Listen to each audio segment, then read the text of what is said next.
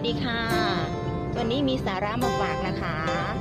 มีสาระมากมายตั้งแต่ดอกเล็กๆดอกใหญ่ๆดอกบานๆแม้กระทั่งผลนะคะรักสาระชอบสาระอย่าลืมกดติดตามนะคะ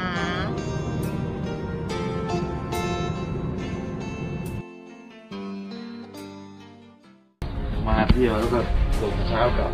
เงิน300,000เลยเสียแรกวันเดียวเอาเงินไอ้ประกันอีกผมว่าเสียเงิน300,000เลยยังติดคุกอีกนะอย่างผมว่าพ่อมันไม่น่าจะมีปัญญาเคลียร์ได้แบบนี้น่าจะมีตัวกลางที่วิ่งเต้นช่วยที่เคลียร์เงิน300,000จู่ๆพ่อมันก็งูปลาขับรถเนี่ยมันไปกล้ายัดอย่างพี่เป็นผู้กลับเนี่ยอย่างนี้มันก็ต้องเสียมากกว่า300,000สิไม่รู้ใช่ไหมตัวกลางก็ต้องกินด้วยใช่ไหมครับหรือ300,000ตัวกลางเอาไปละ50,000เอาไปให้ตำรวจละ25,000250,000ต้องได้เพราะก็จะยัดยังไงก็ไม่ใช่ก็คือไปบริเจนหลังอีกครับโอเคได้ก็คือมันพ่อมันบอกว่าปิดคดีเอาไปปิดคดี300,000เนี่ยเสีย300,000นี่แล้วก็คดีปิดเลยไอ้ประกันดิอะไรไม่รู้ประกันเนี่ยประกันก็จ่ายให้ตบไปแล้วอย่างนี้ถ้าเกิดมันคือไม่รับวางแต่พ่อไม่ได้บอกว่าเอาให้ตำรวจคนไหน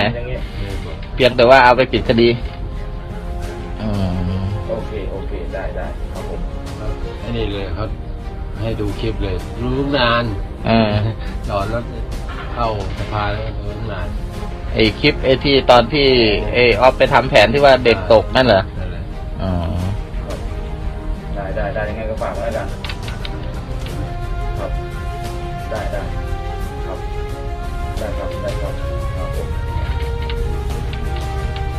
มันทำไมเรียกแค่300,000วะผมว่ามันต้องมีตัวกลางเคลียร์แล้วอีกอย่างนึงผมว่ามันอยู่พ่อมันจะไปเคลียร์มันเป็นไม่ได้หรอกเพราะพ่อมันขับรถเป็นวัวป่าไม่ค่อยดีอะไรก็ได้ยังต้องให้ใจเย็นเพื่อจับมือกับ